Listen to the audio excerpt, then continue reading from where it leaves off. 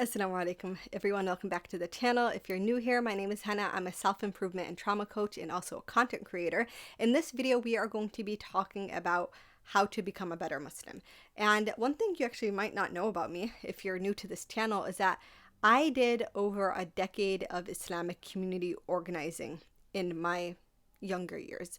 And to kind of put it blankly, I was the one who was creating the community programming and the community, content around helping people strengthen their relationship with Allah subhanahu wa ta'ala, strengthen their relationship with Islam, learn more about the deen in different and creative ways, right? That helped people at different levels in their faith. So I haven't done that type of work in a while, although I kind of do it in a different way through my content creation, my coaching.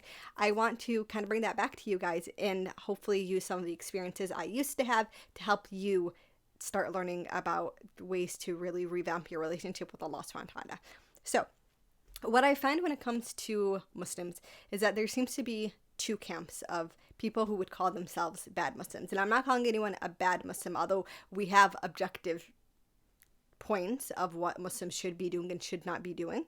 But there's two types that I've come across. So type number one is the one who recognizes that they are really falling short in their relationship with Allah subhanahu wa ta'ala, right? They are not fulfilling their fard or their obligations. Maybe there are certain sins that they're really having a hard time getting rid of. We all have our sins. All right, there's a hadith that says every child of Adam is a sinner, and the best of the sinners are those who repent. But these are individuals who are like really, really struggling to break free from a multitude of sins, right? And with those issues, they feel a tremendous amount of guilt. It really bothers them. And maybe they're not necessarily doing anything about it, but they still have that level of pain. The second group is basically the group that identifies as Muslims, but their sins and their lack of commitment to the deen doesn't bother them. They really couldn't be bothered with salah. If someone tries to correct them, they get really upset and really angry and find themselves not really trying to do anything to improve the relationship with Allah subhanahu wa ta'ala. These are the, they might, when things happen, like someone passes away and they have to go to the mosque for a funeral, and maybe, it's Ramadan and they try for a little bit, but it's never sustained and it never comes from a place of conviction. When it comes to these two groups, if you're going to choose one group, you would hope to be in the first group. The reason being is that the first group represents a group of Muslims who still have a spiritual heart that is alive and well. The heart Allah subhanahu wa ta'ala constantly references in the Quran, and it's not necessarily something physically. It's not talking about, the heart that is in your chest, but it's the seat of the soul. And the heart is basically the entity in us that Allah subhanahu wa ta'ala that is filled by Allah subhanahu wa ta'ala, that is filled by Islam, and it is tainted and dirtied when it is constantly exposed to sin and desire and things of that nature.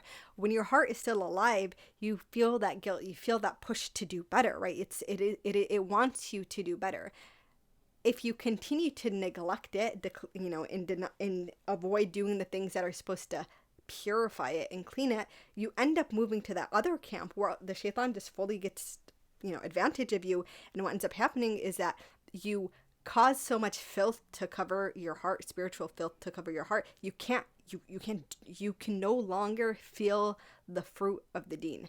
And there's still a way to come back from it. But if you continue to let that happen, what ends up happening, Allah subhanahu wa ta'ala tells us in the Quran, is that a veil ends up coming over your heart and you end up becoming closed off to the faith. That's very scary because we know realistically we don't know when we're going to pass away. So when you make the decision to just constantly move away from Allah subhanahu wa ta'ala, at a certain point you can get yourself to a point where there's no coming back from it. It's all by your own decision. But we don't want any Muslim, any person who ever called himself a Muslim, to end up in that situation. So the first point of where to start to become a better Muslim is do kind of an analysis of where your heart is.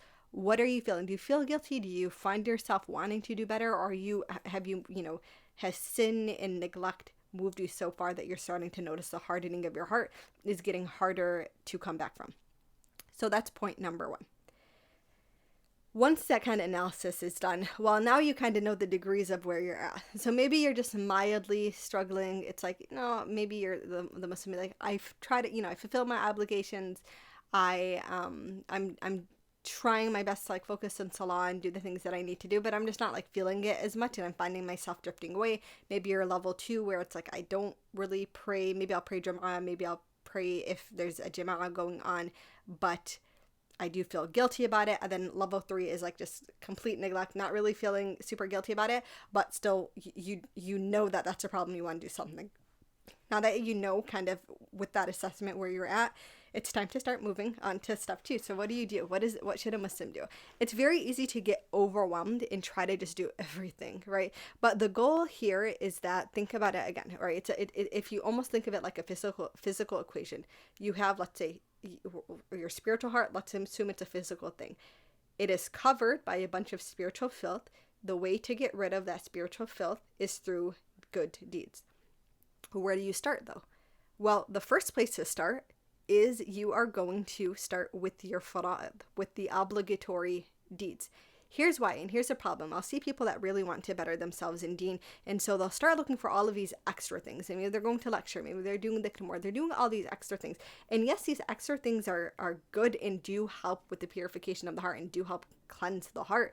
The thing is, when you're still neglecting your fard, let's say in a situation they're not praying, well, it's almost like you have, like, let's say this was covered in dirt, and I scratched off a little bit with some dhikr, and I scratched off a little bit here with, charity, and I scratched off a little bit here with whatever it is.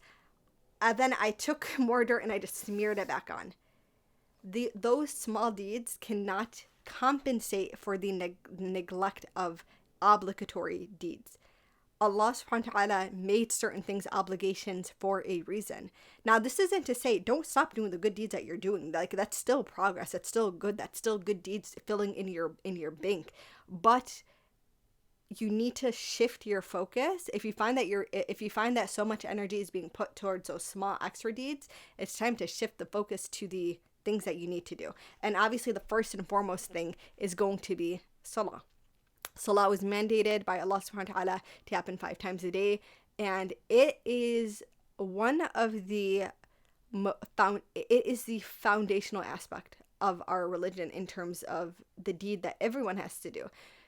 If you are sick during Ramadan, or you're a pregnant woman during Ramadan, or you have some sort of medical condition that doesn't allow you to fast, you don't have to fast. When it comes to Hajj, if you cannot afford to go to Hajj, or you pass away before being able to go to Hajj, it's not held against you. Zakah, if you are, meet certain financial stipulations, you do not have to pay zakah. Salah is mandated upon every single Muslim, even if you couldn't reach water to do wudu. It is that important. It is the first thing that we are going to be asked about on Yawm al-Qiyamah, and we know that if you there's a hadith that basically says that if your salah has been good in the dunya, like you took care of it, you really did your best with it, then the rest of Yawm al-Qiyamah is going to be easy for you.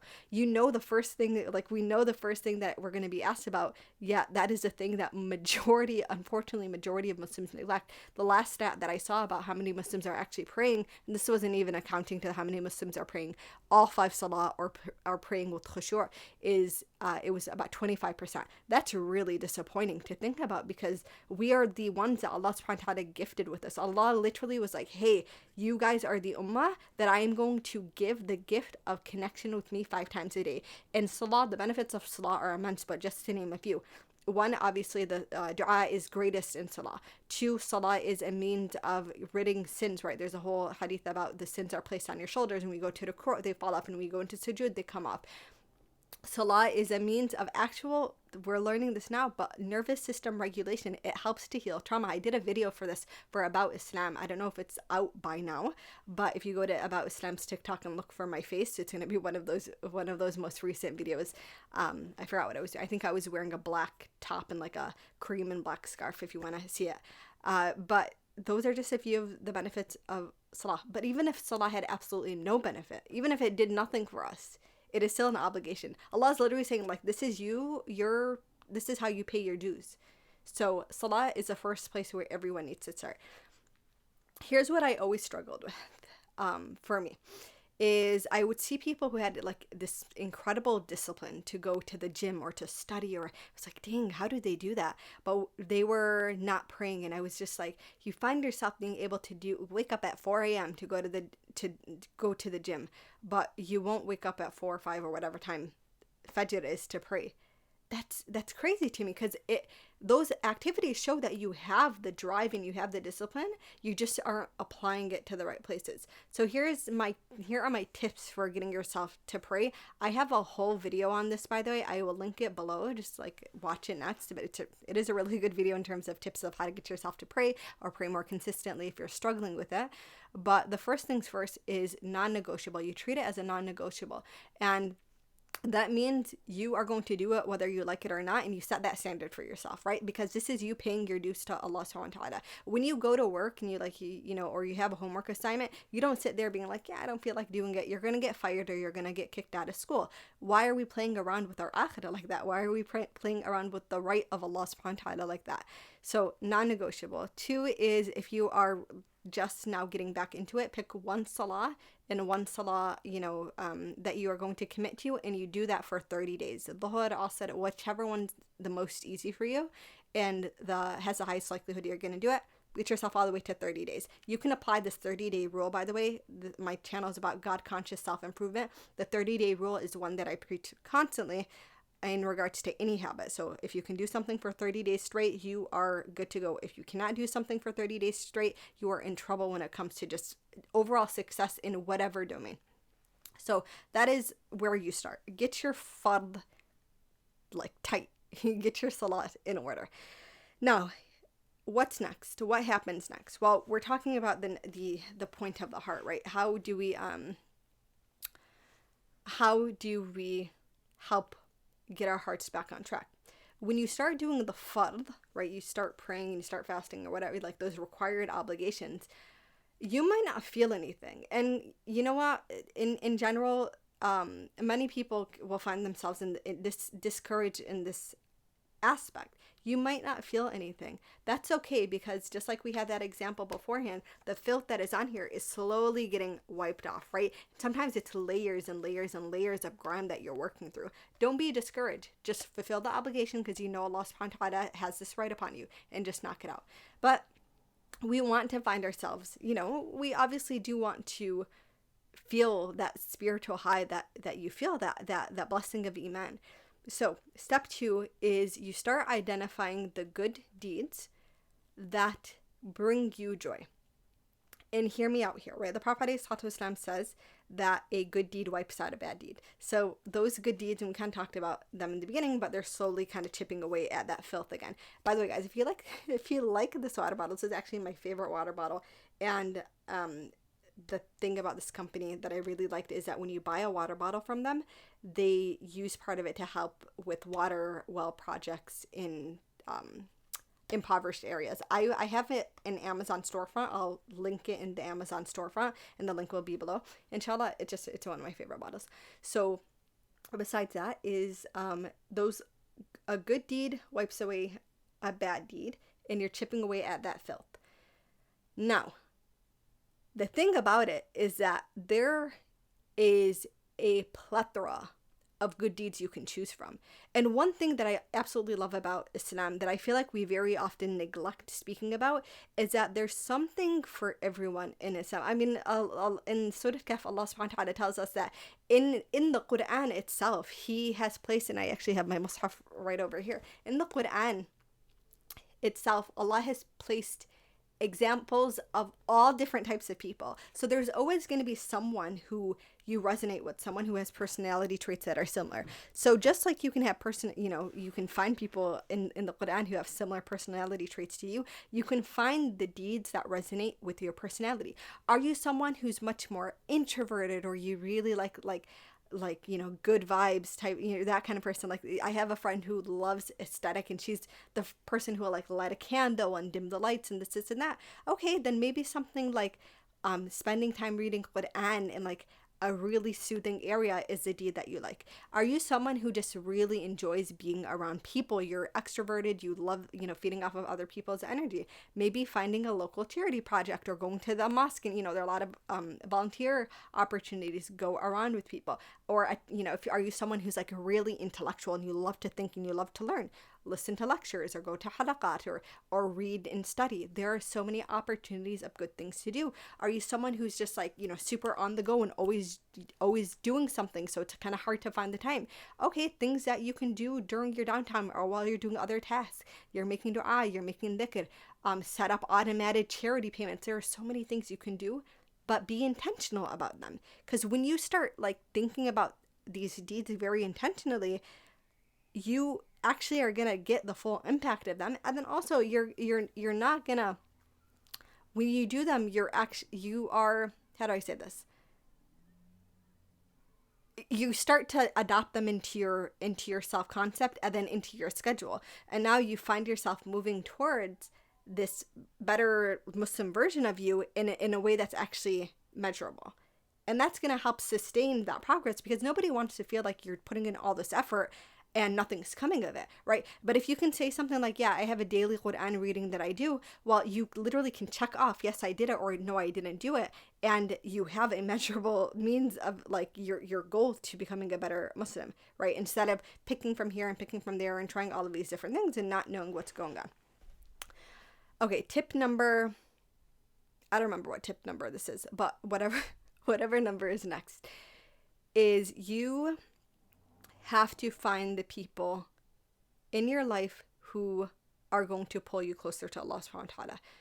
If the lighting is changing, by the way, the sun it's starting to get close to Maghrib, so the sun is setting, so please don't mind that. But your circle, right, there is a hadith about this.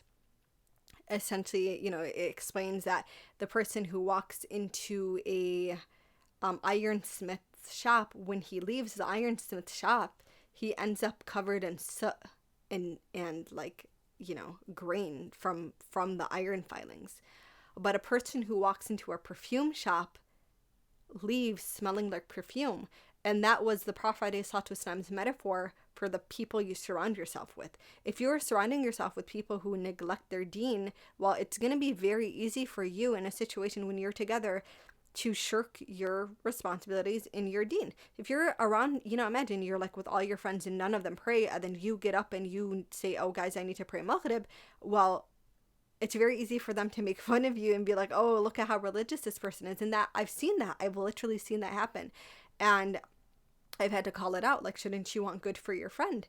But if you're around people who, like, I just think about this. I was at a henna yesterday for a close friend of mine who I actually met in undergrad, and we met through the Muslim Students Association. And, it was really nice because it's like so many other people from MSA were there, and this is like 8 years have passed. So it was nice to see these girls again. But when Maghrib time came in, it was like I looked around and so many girls automatically put on, their abaya and their scarf, and they went and they prayed. And it was so refreshing to see, because it's not often that I see that number of people have the personal inclination to just go do it, right? Usually it's like some people are praying, others just don't pray at all, and it can kind of get a little weird like that. But you want to find people that want better for you. So this means obviously cling to the friends who are, more practicing, more learned in their deen, and who just genuinely want better for you. And if you don't have friends like that, then you make dua. You make dua that Allah subhanahu wa ta'ala brings those friends to you. You make dua for that community, because Allah will bring it to you. I promise you. I have a story for you guys where when I was in high school, I felt so much like the odd one out when it came to my general friend group. And this is not saying anything bad about the friend group. We still touch base till this day, but it felt odd because I was trying to be really practicing, and I would kind of get made fun of about it, and it's just like I didn't have anyone who I could bounce things off. There wasn't someone who I could fully feel encouraged to grow with. I didn't meet those people until later on in my teenage years, and I used to make dua so hard, and I was just like, Allah, ya Allah, please give me friends that are going to bring me closer to you, and who I don't have to feel like the odd one out with. He answered the dua like in a way that far exceeded anything that I ever could have anticipated, because he truly brought into my life some of the most incredible Muslim women I have ever come to know, who I still touch base with today, who I still have very strong relationships with today, who in all realms of my life, like, I would seek advice and I would trust with my life. Make dua and Allah subhanahu wa ta'ala will bring you to those people. If it's something that is going to bring you close to your deen, why would Allah subhanahu wa ta'ala not give it to you when Allah wants you to be close to Him, when Allah wants you to worship Him? Allah wants that relationship with you. So seek out that community. Now, what's the next thing in terms of bettering yourself when it comes to your deen? Well, when it comes to sin, right? So it's like you're doing the good deeds and you're doing all these, you're doing your obligations, you're doing all these extra deeds. Well, all of us have whatever it is. It might be one major one, like one that kind of we find happening over and over again, or multiple that we really struggle with when it comes to sin. This is time for you to put on your body armor and go to battle when it comes to sin. So let's distinguish, because Islam is unique in the way that it sees sin, in that there is a hierarchy of sin in our religion. Some religions don't have that, actually. It's like all sin is the same. But for us, we have the kaba'ir, which are like the major sins, and you have the sagha'ir, or the smaller sins. Major sins include murder, zina, which is sleeping around before marriage, adultery, which is basically sleeping with someone who is not your spouse, things of that sort. Theft, like major theft is another one. So these are major sins. Then there are smaller sins, like a lie or cursing or things of that nature. When it comes to the major sins, you need to put full stop on those things. Now, obviously, when people aren't running around like killing people on a random day, but zina is a huge issue. I think the last stat I saw was 60% of Muslims in the United States have committed zina. That is absolutely terrifying, because first of all, it is a categorical major sin in Islam, meaning it comes with a had, meaning there is actually a punishment that is supposed to happen publicly to erase the sin. That's how severe it is, right? But we don't live in a country where that's going to be exercised, obviously. So what ends up happening is, like, you're carrying that sin and you don't even think about it. There's nothing that's keeping you from doing it, because there's no obvious deterrent anymore. So then people are engaging in this, and you're not realizing, like, the disaster that comes from committing zina goes far beyond the disappointment of Allah subhanahu wa ta'ala. It is extremely destructive to your ability to ever have a happy, healthy marriage. It is so damaging to your ability to pair bond. It is damaging to people's confidence. It affects the way that you connect with people, like on a literal biological level. We're now learning all about like pair bonding theory. So it is a huge problem, but it's so common. When it comes to these major sins, you have to go full stop. It's not even like you need to figure out a way to completely rid yourself of it. There are support groups, there are people who do coaching to help with these kinds of things. It's like you need to, whatever it is, the person, you just block them altogether if it's one specific person. If you find yourself actually struggling with addiction, there is oh my gosh, what is it? There's this one, I will try to find it and link it in below as well. I have a lot of things to link today. But Allahumma salli ala Muhammad, Purify My Gaze, I think it was called. It was an organization that helps Muslims specifically who are dealing with addiction to those certain types of deeds. So if you find yourself struggling with that, there are resources for it. But you need to get a full stop on alcohol. Is another one. Alcohol is a major sin. Full stop. Don't even entertain it. Don't go to the places where you're tempted to do it. If you have never done it, keep yourself that way. I promise you, and I hope I don't sound dismissive saying this, but truly, it is not hard to not drink alcohol and to not commit zina. It is not hard. It is like, when you, in your mind, it is a non-negotiable that you will never entertain, it is not hard to avoid. Okay? So you just have to be very intentional about it. And if you've already fallen into that sin, you need to make major tawbah. You need to really like beg Allah for forgiveness and set up whatever barriers you need to make sure that you are out of that. And again, if it has become an addiction, because these things, these major sins are addictive, are extremely addictive, then you need to find the resources to help you with that.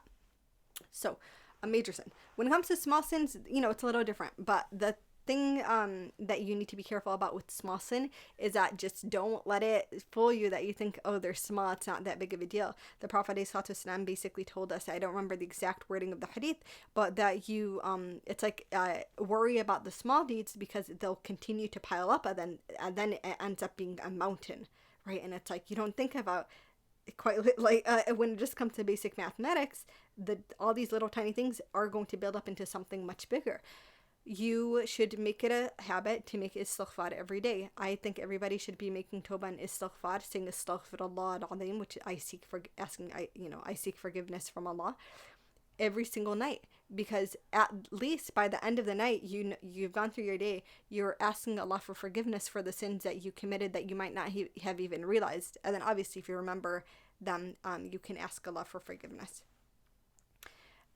So those are basically the tips that I have for you guys. I think this is more of a generalized approach that can then be applied based on your specific, circumstances. If you found this video helpful, guys, then please like this video, comment below, tell me about your story, tell me about where you're at. I love hearing your stories. I get a lot of interaction on TikTok. I don't get a lot of interaction on YouTube, but inshallah that will change soon. Please subscribe to this channel so I can, make more content for you guys, and share this video for whoever you like. It was so nice to see you guys again, and assalamu alaikum.